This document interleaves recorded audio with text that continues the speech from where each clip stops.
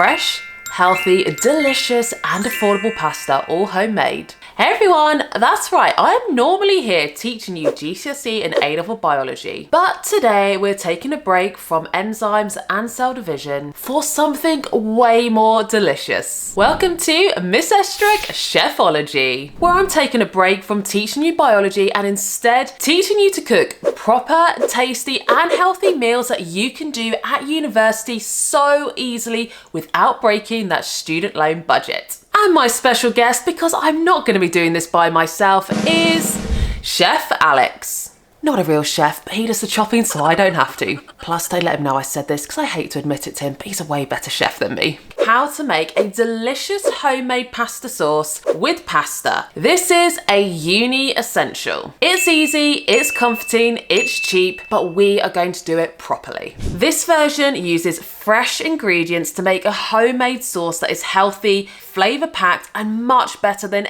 anything in a jar. But for now, come on me to the shops because we need to get our ingredients. So we are going to go and get some tinned tomatoes, 1 onion, garlic. The minimum you can get is a bulb. So we're going to get a bulb of garlic, but you can use it for other things. A little bit of sugar and basil. I think those are the key things. I'll double check before we go. Oh, pasta. Of course, we need pasta as well. First thing I did was go to the fruit and veg and found the basil. The smallest bag you could get was this one here, and it was 52p, so not too bad. Next then is garlic, and I had 2 options here. You can either get this bag of 4 small garlics for 89p, or you can get 1 large garlic bulb for 40p. Now, don't fall into the trap thinking buying more is a better deal, because actually these large garlic bulbs actually have larger garlic cloves in them, and one of those is probably the equivalent to about 2 of those smaller ones. So you could buy 2 of those for 80p, and that is about the same as that whole bag for 89p, plus the better quality. Next then was the onions, and you could get better value if you buy a small bag like this for 99p. But if you're not going to use all of those, then you're better off buying an individual one. Price check everything though to just check the value. Always look at the price per kilogram, not the overall price, especially if you're batch cooking, to see what's best value. Now for this recipe, I only need 1 onion, so I'm getting 1 of these yellow onions. I only need this one here. I don't know what's going on today, but for some reason I can't just find spaghetti unless you go for the whole wheat one. And by all means, you can do that. It's going to be healthier, but I'm not going to go for the whole wheat today. So I'm going to have a look for a different type then. And you know what? I think penne is a bit of a crowd pleaser. So I will go for 69p, a bit of penne. Also, in case you're wondering, these are not like bags from being the most tired I've ever been in my life. I went swimming this morning. Yes, I am bragging. But yeah, I've got the worst of goggle marks ever. And I thought leaving a few hours would be fine. It is not.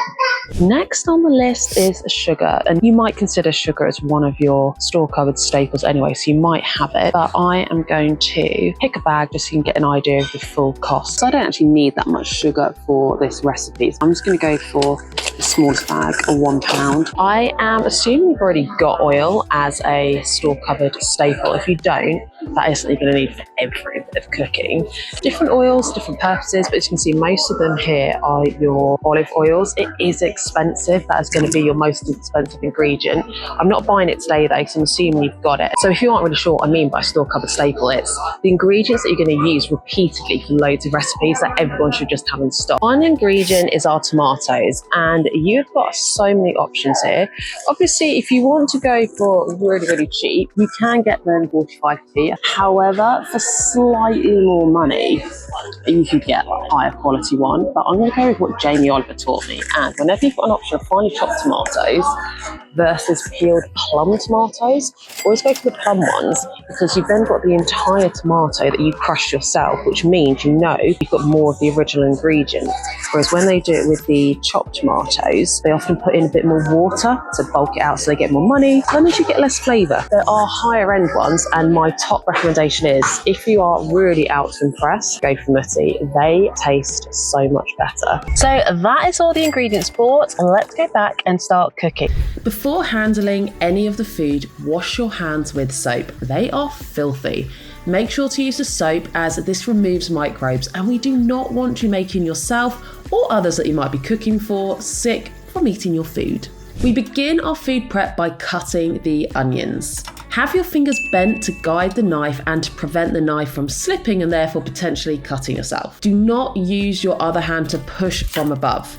Make sure you cut onto a hard surface with a sharp knife because this reduces the chance of the knife slipping and cutting yourself. Cut the onion in half and cut one end off only, leaving the root end attached, as this will hold the onion together when you're cutting so that you can dice the onion, which means finely cut, into even small pieces. Then peel the onion and put the rubbish out the way in a bowl to keep a clean workstation, and this is so that we don't end up getting little bits of peel in your onion and in your pasta, because that doesn't taste or feel nice. We want to finely slice or dice the onion so that it cooks quicker, because that means it has a larger surface area to volume ratio. And ideally, we want each piece to be the same size so that it cooks at the same speed, so you don't end up with some pieces of onion that are raw and taste really harsh still, and some pieces which are burnt. For 1 tin of tomatoes, we recommend that you use about 2 large cloves of garlic. The garlic adds such a good flavour and warmth to the dish, and even if you think you don't like garlic, we are cooking it off for quite a long time, so you won't get that harsh raw garlic taste. Use the flat side of the knife to bash down on the clove. Not so hard though that it gets completely crushed. We want it to gently squash the garlic because this loosens the skin and makes it so much easier to peel off. Cut off both ends and then remove the peel and put it in your rubbish bowl again so that you don't get peel in the mix. There are different ways to cut garlic, and this is by no means necessarily the best one, but this is what we're doing. We've gone for fine slices first of all.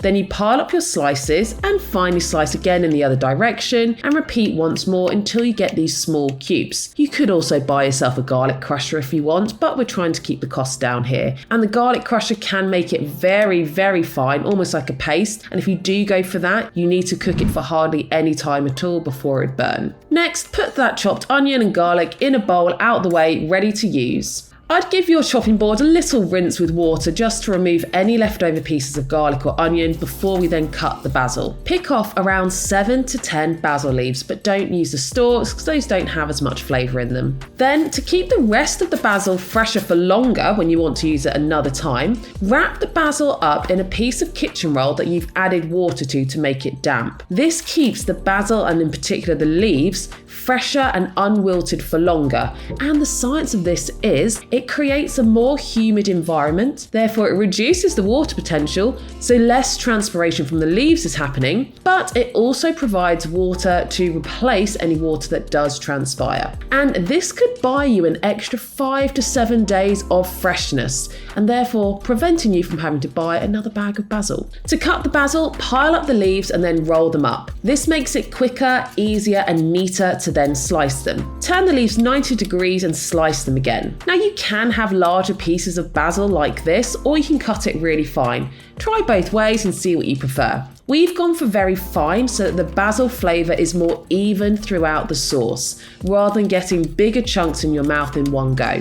Then put the basil to the side and save until right at the end. We aren't going to put this in until just before we serve, as this is such a delicate leaf and flavour that it will lose its flavour really quickly if you cook it throughout. Weigh out 75 to 100 grams per person of your pasta, depending on how hungry you are. If you don't have scales, don't worry, we've measured it into a standard size mug so you can just look at how much it fills. And it fills about 3/4 of the mug, so go for that. Boil your kettle and then add that boiling water to your pan. The volume of water you add doesn't really matter as long as you've added enough to cover all of the pasta. You must salt the pasta at this stage. This is the only way to season the pasta, and don't be afraid that the salt levels might be too high because you don't actually eat all that salt because it gets drained away in the water and only some of it gets absorbed by the pasta. We've put in about 3/4 teaspoon here, but go for closer to 1 teaspoon. And by the way, a teaspoon is the smallest size spoon you get. It's called this because it's the one that you use when you make a cup of tea. Once the water starts bubbling, add the pasta,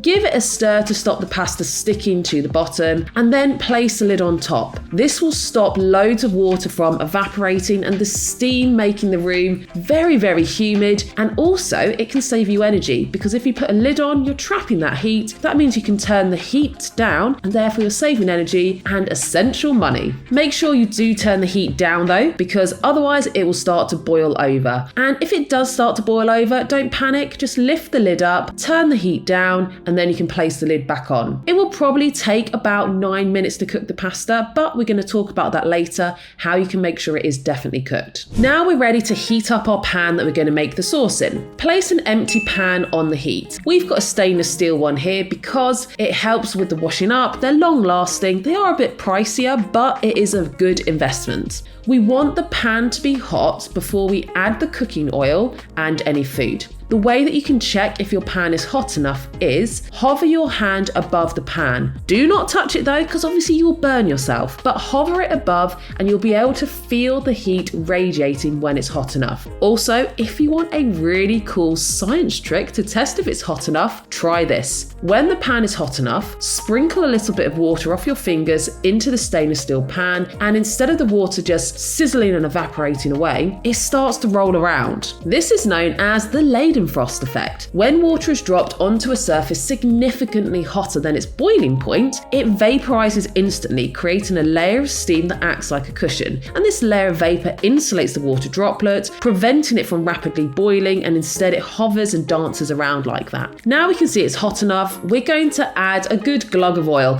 And if you don't really know what a glug means, you can see the amount we've added here, just a drizzle over the base. And we can see that the oil is moving around, it's glistening, it's sizzling. That is how we know it's hot enough to add our onions. Now when you add the onions, it will sizzle. Listen to this.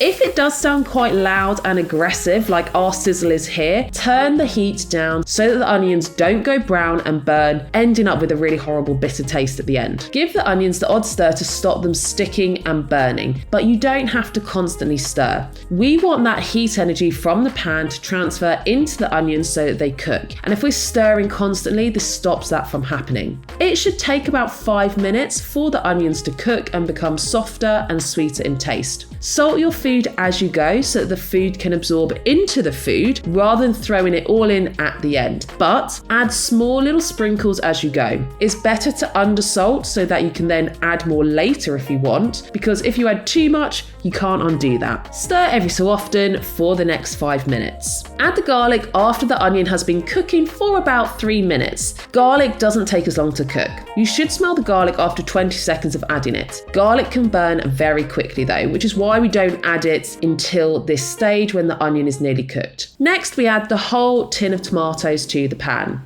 Use the spoon to squash and mash up those whole tomatoes. Turn the heat up. You will notice that the sizzling stops.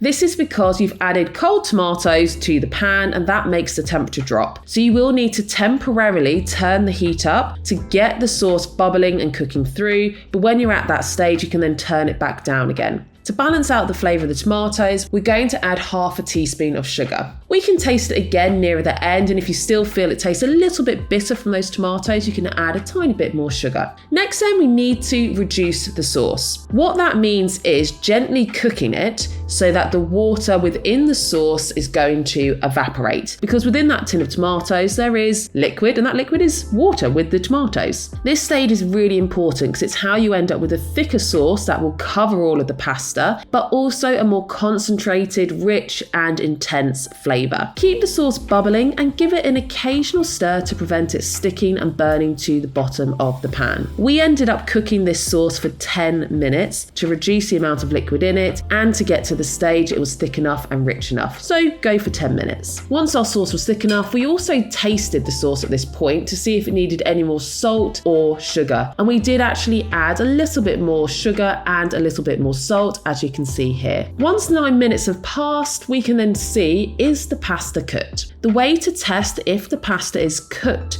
is firstly, use a fork to take it out of the water. Don't touch it straight away because it's going to be boiling hot. Have a look at it and it will look more white and yellow rather than browny yellow in colour. It will also be squishy to touch and a little bit floppy or wiggly, and the best way to actually test it is to eat a piece. If it is cooked, it shouldn't be hard or crunchy anywhere in the pasta. Once it is cooked, we can then drain the water out of the pasta. Now you could do this by buying a colander, which is one of those bowls with holes in so that the pasta doesn't fall out but all the water does, and pour the pasta in that to drain it. But to save you money, you don't have to buy one. You can use this technique instead. Use a tea towel to cover your hand when you're doing this though, because once you take the lid off, the steam's going to come off and it will burn your hand, plus the lid might be quite hot to touch. So use your hand that is covered in the tea towel to hold the lid, tilt the lid, holding back the pasta in the pan, but letting the water flow out.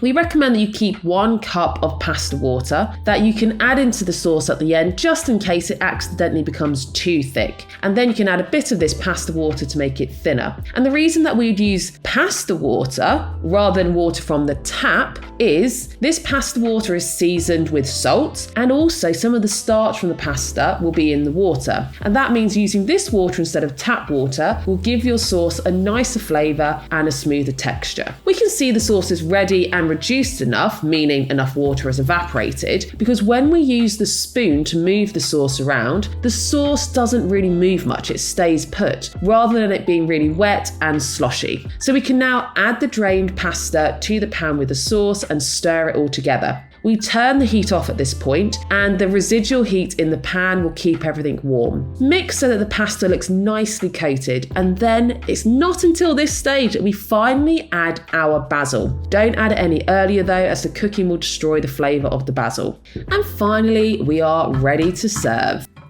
Pour all of your pasta into a bowl, or you can split this between 2 portions if you want. And top tip, put the 2 pans in the sink, fill them with water with a little bit of washing up liquid to soak while you eat, because that will make the washing up process so much quicker and easier later. So we made 1 serving out of this, but if you added double the pasta, so 150 grams instead of 75, it would have been plenty of sauce for 2 meals. 1 serving like this though, cost me in total £1 and 2 pence. And if we made enough for 2 meals, that would equate to being less than £1 per meal. An absolute bargain. So there we have it. Simple, delicious and cheap tomato pasta that any student can make.